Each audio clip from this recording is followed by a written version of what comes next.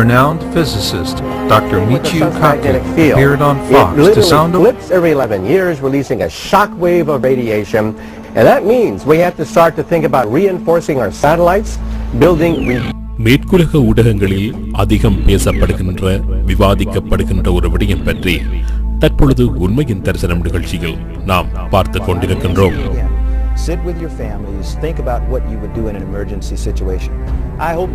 மனிதர்களை அதிகம் அச்சப்பட வைத்துக் கொண்டிருக்கின்ற ஒரு விடயம் பற்றி சற்று ஆழமாக நாம் ஆராய்ந்து கொண்டிருக்கின்றோம். தமிழ் ஊடகங்கள் பெரும்பாலும் பேச தயங்குகின்ற ஒரு விடயம் பற்றி நாம் பார்த்துக் கொண்டிருக்கின்றோம்.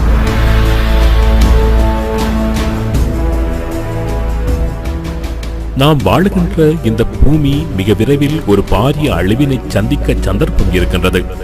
பூமியை அழித்துவிடும் வகையில், பூமிக்கு ஆபத்தினை உண்டாக்கும் வகையில் பல்வேறு ஆபத்துக்கள் பூமியை நோக்கி மிக வேகமாக வந்து கொண்டிருக்கின்றன. நாம் வாழுகின்ற, நாம் அளவுக்கு அதிகமாக நேசிக்கின்ற இந்த பூமி வெகு விரைவில் ஒரு ஆபத்தை சந்திக்கப் போகின்றது. இந்த பூமி முற்றாக அழிந்து விடுவதற்கு கூட சந்தர்ப்பம் இருக்கின்றது. இப்படி பல்வேறு தரப்பில் இருந்தும் எதிர்வு கூறப்படுகின்ற ஒரு விடயம் பற்றித்தான் உண்மையின் தரிசனத்தில் நாம் தற்பொழுது சற்று விரிவாக பார்த்துக் கொண்டிருக்கின்றோம்.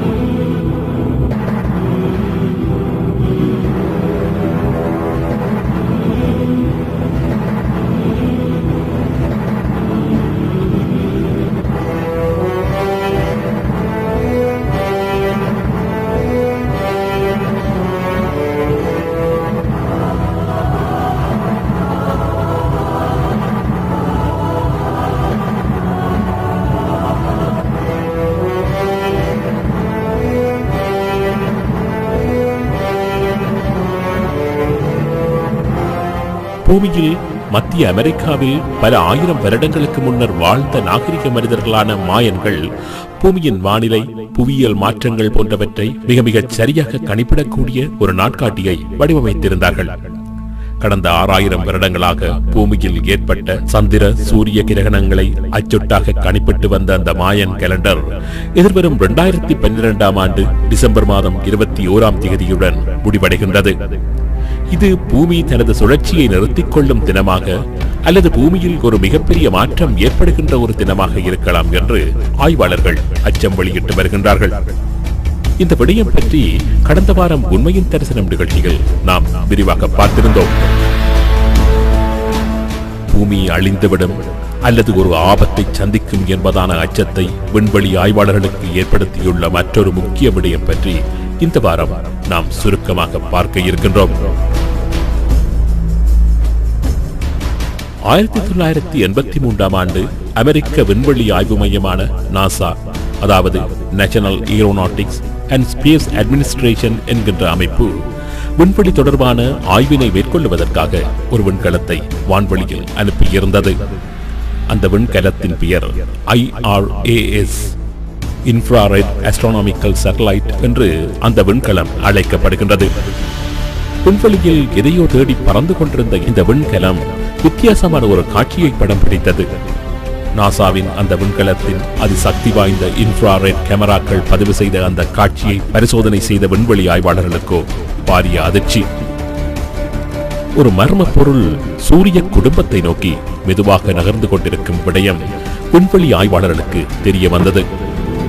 1984ஆம் ஆண்டு நாசா வெளியிட்ட அந்த செய்தியில் மிகப்பெரிய மர்ம பொருள் ஒன்று பூமியில் இருந்து 50 பில்லியன் மைல்கள் தொலைவில் இருந்து பூமியை நோக்கி நகர்ந்து கொண்டிருப்பதாக தெரிவிக்கப்பட்டது.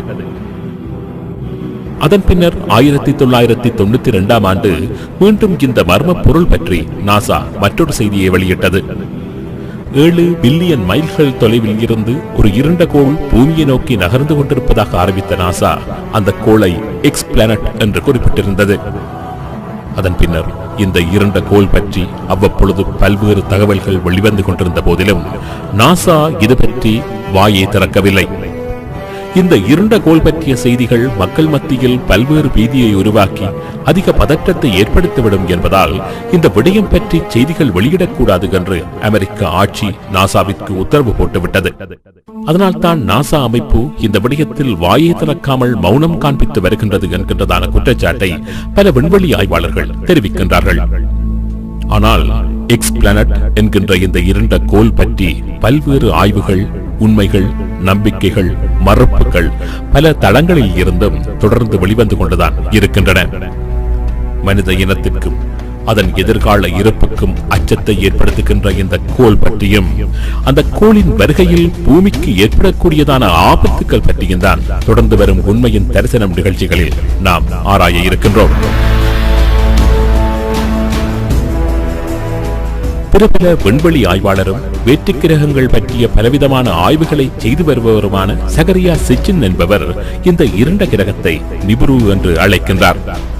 நிபுரு என்ற பெயர் இந்த கிரகத்திற்கு ஏன் வந்தது என்று நாம் பார்ப்பதற்கு முன்னால் நிபுரு என்கின்ற கிரகம் எங்கள் பூமியில் ஏற்படுத்த போகும் தாக்கம் பற்றி பார்ப்பது நல்லது என்று நினைக்கின்றேன். நிபுரு எனப்படுகின்ற கிரகம் பூமியை விட 1500 மடங்கு பெரியது என்று கூறப்படுகின்றது. இந்த கிரகத்தில் உயிரினங்கள் வாழ்கின்றனவா? இந்த கிரகத்தில் எப்படியான காலநிலை காணப்படுகின்றது? இந்த கிரகத்தின் தன்மை எப்படிப்பட்டது? இது போன்ற எந்த தகவல்களும் இதுவரை வெளியிடப்படவில்லை. ஆனால் மிகப்பெரிய இந்த நிபுரு கோள் 2012ஆம் ஆண்டின் இறுதி பகுதியில் சூரிய குடும்பத்தை அண்மித்துவிடும் என்று விண்வெளி ஆய்வாளர்களால் எதிர்வு கூறப்படுகின்றது. நிபுரு கிரகம் சூரிய குடும்பத்தை அண்மிக்கும் காலம் பற்றி பல்வேறு வாதி பிரதிவாதங்கள் இருந்தாலும் 2012ஆம் ஆண்டிற்கும் 2015ஆம் ஆண்டிற்கும் இடைப்பட்ட காலப்பகுதியில் நிபுரு கோள் நிச்சயம் சூரிய குடும்பத்திற்கு மிக அண்மையில் வந்துவிடும் என்றே நிபுரு தொடர்பான ஆய்வுகளை மேற்கொள்ளுகின்ற அனைவரும் தெரிவிக்கின்றார்கள். 2012ஆம் வருடத்தின் இறுதியில் அல்லது 2013ஆம் வருடத்தில் பூமியில் உள்ளவர்களால் நிபுரு கிரகத்தை வெற்று கண்களால் பார்க்க முடியும் என்றும் கிட்டத்தட்ட சூரியனின் அளவிற்கு நிபுரு கிரகம் பூமியில் உள்ளவர்களின் கண்களுக்கு தெரியும் என்றும் கூறப்படுகின்றது. ஆனால் இதில் எமக்கு அச்சத்தை ஏற்படுத்தக்கூடிய விடயம் என்னவென்றால், இந்த நிபுரு கோளும் சூரியனும் பூமியில் ஒரே நேர்கோட்டில் சந்திக்கின்ற பொழுது இந்த 3 கிரகங்களிலும் காணப்படுகின்ற புவியீர்ப்பு விசையில் தாக்கம் ஏற்பட்டு அதனால் பூமி ஒரு மிகப்பெரிய பாதிப்புக்கு உள்ளாக சந்தர்ப்பம் இருப்பதாக ஆய்வாளர்கள் தெரிவிக்கின்றார்கள்.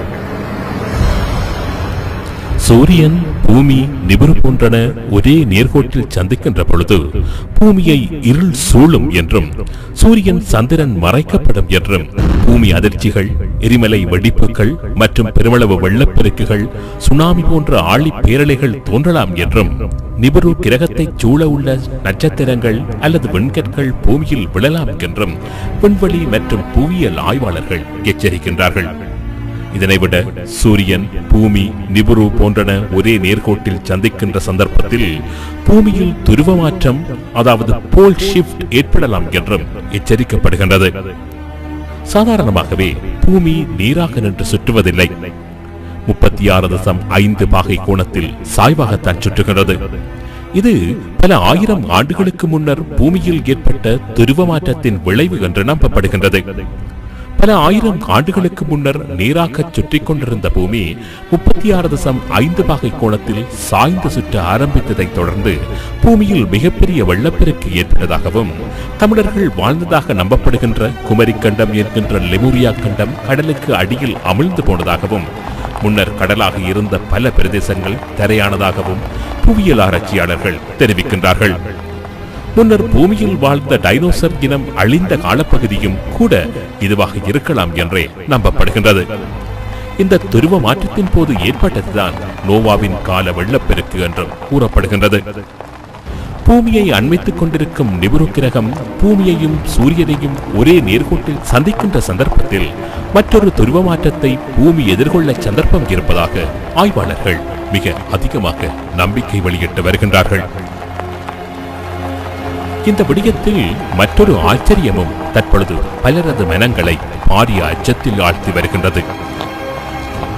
நிபுரு, பூமி, சூரியன் போன்ற கோள்கள் ஒரே நேர்கோட்டில் சந்திக்கின்ற சந்தர்ப்பத்தில் பூமியில் ஏற்படக்கூடியவை என்று விண்வெளி ஆய்வாளர்கள் மற்றும் புவியியல் ஆய்வாளர்கள் கூறுகின்ற சம்பவங்கள் பற்றி கிறிஸ்தவர்களின் புனித நூலான பைபிளிலும் தெளிவாக கூறப்பட்டுள்ளது. பூமியின் இறுதி காலம் எப்படியானதாக இருக்கும் என்று சுமார் 2000 ஆண்டுகளுக்கு முன்னர் பைபிளில் குறிப்பிடப்பட்டிருக்கின்றது. பைபிளின் வெளிப்படுத்தின விசேஷம் புத்தகத்தின் 6ஆம் அதிகாரம் 12 முதல் 15 வரையிலான வசனங்களில் பூமியின் கடைசி காலத்தில் எப்படியான நிலையை பூமி சந்திக்கும் என்று தெளிவாக கூறப்பட்டுள்ளது.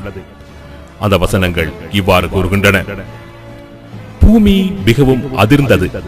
சூரியன் கருப்பு கம்பளியைப் போல கருத்தது. சந்திரன் இரத்தம் போலாகிற்று. அத்திமரமானது பெருங்காற்றினால் அசைக்கப்படும் போது அதன் காய்கள் உதிர்கின்றது போல வானத்தின் நட்சத்திரங்களும் பூமியிலே விழுந்தது. வானமும் சுருட்டப்பட்ட புஸ்தகம் போலாகி விலகி போயிற்று. மலைகள் தீவுகள் யாவும் தங்கள் இடங்களை விட்டு அகன்று போயின. இவ்வாறு பூமியின் இறுதி காலம் பற்றி பைபிளில் குறிப்பிடப்பட்டுள்ளது. நிபுணர்கோளின் வருகையினால் பூமியில் ஏற்படக்கூடிய மாற்றங்கள் என்று ஆய்வாளர்களால் எதிர்வு கூறப்படுகின்ற மாற்றங்கள் பற்றி கிட்டத்தட்ட அச்சொட்டாக பைபிளிலும் கூறப்படுவதால் இந்த விடயம் மேற்குலகில் மிகுந்த பரபரப்பையும் அச்சத்தையும் உருவாக்கியுள்ளது. இப்பொழுது கேள்வி இதுதான்: பைபிள் எந்த அளவிற்கு உண்மையானது? பைபிளில் கூறப்படுகின்ற விடயங்களை நாம் எத்தனை தூரத்திற்கு நம்பலாம்? பூமியின் இறுதி காலம் பற்றி பைபிளில் மேலும் என்னென்ன விடயங்கள் கூறப்பட்டிருக்கின்றன? இவை பற்றி அடுத்த உண்மையின் தரிசனம் நிகழ்ச்சியில் விரிவாக பார்ப்போம்.